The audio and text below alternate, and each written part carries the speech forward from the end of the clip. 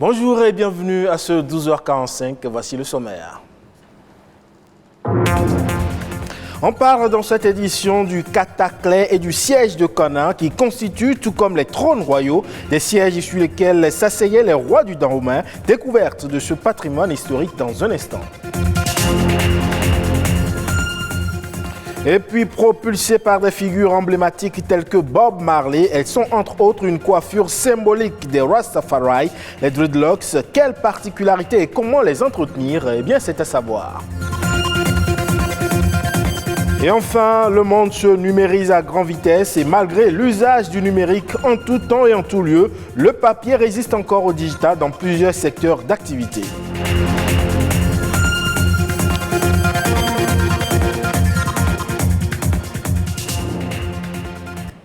Merci si vous venez de nous rejoindre. Depuis 1992, la journée du 7 novembre est consacrée à l'écrivain africain. Une occasion donnée aux écrivains pour ausculter les plaies de la littérature africaine, exposer leurs difficultés et partager leurs certitudes d'espérance pour un lendemain meilleur des lettres africaines. En initiant cette journée, l'Association panafricaine des écrivains compte dynamiser le secteur du livre en Afrique en incitant sans relâche les pouvoirs publics à faire du livre un maillon essentiel dans le développement de l'Afrique. L'édition de cette année ne saurait d'ailleurs passer sous silence avec le sacre du romancier sénégalais Mohamed Mbougar Sarr qui a remporté le 3 novembre dernier le prix Goncourt 2021 avec son 4e roman La plus secrète mémoire des hommes. Une bonne nouvelle pour la littérature africaine qui se voit ainsi honorée dans la marche de l'histoire dans la littérature mondiale. Et puis on reste dans le domaine de la culture pour évoquer cette fois-ci les trésors royaux du Dahomey, notamment les sièges sur lesquels les rois s'asseyaient. 2 de ces sièges se sont retrouvés à Paris après le pillage des palais royaux d'Abomey il y a un peu plus de 129 ans. Il s'agit du Cataclès et du siège de Canaan. Et dans le cadre de la restitution au Bénin des 26 trésors royaux, on lève un coin de voile sur ces 2 sièges. Comme tous les souverains du monde, les rois d'Abomey ont eu à leur disposition plusieurs sièges de fabrication locale ou étrangère. Celui-ci est un siège à 3 ou 4 pieds utilisé lors de l'intronisation du roi ou pour la consécration d'un chef de famille ou de culte. Ce siège est appelé Alada Zinko, ce qui peut être traduit par siège d'Alada. À Tado, il est connu sous le nom de Cataclès. C'est un insigne de pouvoir qui appartient également à l'ensemble d'objets symboliques de royauté sur lesquels le roi pose ses pieds. Ce siège, prestigieux, est de facture Nago-Yoruba. Il a été collecté dans la ville de Canaan, un siège en bois rectangulaire à 4 pieds faisant 1 mètre de hauteur. Par son ampleur, l'assise de ce siège permettait à un homme vêtu d'une large robe de type agbada, comme en portaient les rois Yoruba, de s'y asseoir confortablement. Il est formé de 2 étages de personnages sculptés et peints qui soutiennent le plateau courbé qui forme le siège. Le premier étage montre un personnage assis, entouré d'une file de 10 servantes du palais, torse nu, portant des offrandes sur la tête. Parmi ces servantes, 5 tiennent un parasol, une sacoche, un crachoir, une pipe et un fusil ou une récade. Le personnage assis au centre est sans aucun doute le roi. Le 2e étage, au niveau inférieur, fait penser à l'économie de la traite. On y voit des esclaves, 9 exactement, en tunique et pantalon, avec une chaîne au cou, encadrés par des soldats coiffés d'un bonnet et tenant un fusil. Tous les esclaves portent des scarifications sur les joues, des marques que l'on ne retrouve pas sur les figurines d'en haut.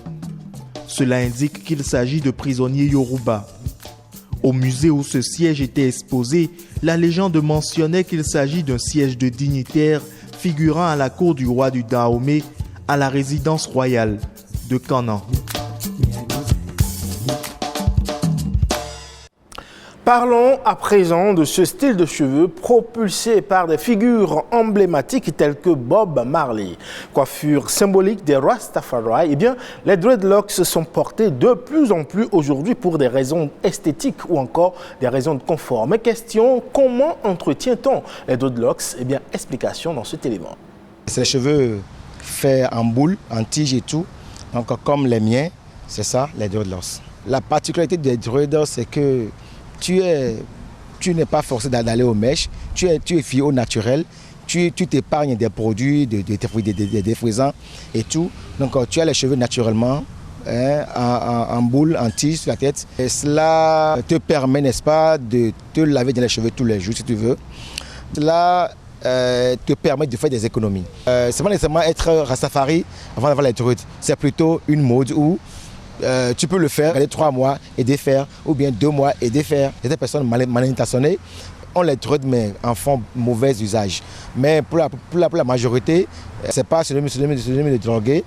Quand tu as les dreads sur la tête, c'est que tu es comme tout le monde et tout. C'est une look, c'est une mode et tout, comme toute forme de modèle qu'on fait sur la tête. C'est les personnes qui n'ont pas les cheveux propices pour faire les dreadlocks qui se donnent aux faux locks. C'est-à-dire que c'est des mèches conçues pour ça. Il y en a pêle-mêle, naturel, semi-naturel et synthétique.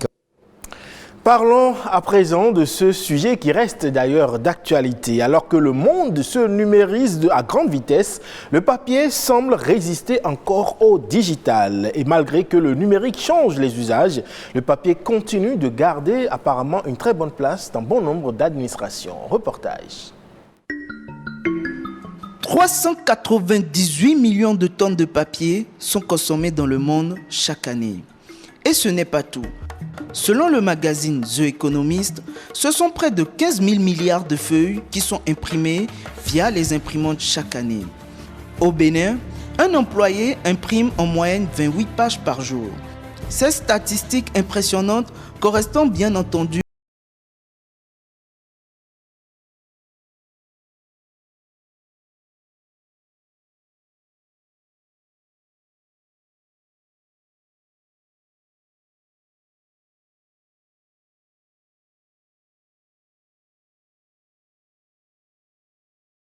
C'est un peu difficile aujourd'hui pour nous de travailler sans papier. Une société qui n'utilise pas de papier, c'est un peu comme une société qui n'a pas de mémoire, qui n'a pas d'archives. Donc aujourd'hui, le papier est très indispensable pour nous. Nous sommes dans une activité où nous faisons les appels d'offres. Et pour les appels d'offres, il faut obligatoirement déposer les dossiers sur support papier. Donc, nous tournons autour de 70 à 75 grammes par mois. Néanmoins, il existe quelques astuces pour réduire la consommation de papier au sein d'une entreprise. Au niveau de la poste, les objets, les marchandises qu'il y a, d'abord, il faut du papier. Les clients doivent envoyer la lettre au fournisseur qui va envoyer maintenant un certain nombre de catalogues, de grands catalogues, dont les catalogues les redoutes, qu'on ne reçoit plus. Donc aujourd'hui, le client va directement, il se connecte, il fait sa commande et il fait le mandat électronique et après ce n'est que le colis qu'on reçoit ici. Donc déjà, ça fait déjà un effort pour diminuer le papier. Aujourd'hui, nous sommes à l'ère du numérique et avec l'internet, vous pouvez envoyer, recevoir des fichiers numériques dont l'utilisation est très facile, même plus facile que le papier. Donc nous sommes en train de mettre en place certaines dispositions pour pouvoir venir là. Bien vrai que ça coûte un peu pour la société, mais nous n'avons pas le choix aujourd'hui. Réduire sa consommation signifie moins de papier, moins d'imprimantes à maintenir en fonctionnement et moins de cartouches d'encre à jeter. À l'heure du réchauffement climatique, la dématérialisation de documents est la solution pour pallier cette problématique. Et on reste sur cette question du réchauffement climatique pour dire qu'alors que les discussions continuent d'avoir lieu à Glasgow dans le cadre de la COP26, on s'intéresse au lac Fagibine au Mali. Ce lac a été peu à peu recouvert par le sable, un drame pour les habitants de cette région aride. En cause, le réchauffement climatique et les activités humaines. Les précisions ici avec nos confrères de France 24. Aux portes du village de Bilal Bankor au Mali, ces dunes ont été fixées pour ralentir l'avancée du désert. Mais inexorablement, le sable a recouvert ce qui était auparavant un lac, le Fagibine, et bouleversé la vie des habitants. Tous les pêcheurs et la plupart des agriculteurs ont dû cesser leur activité. Pour survivre, cette femme vend du bois qu'elle récolte sur les quelques arbres encore debout.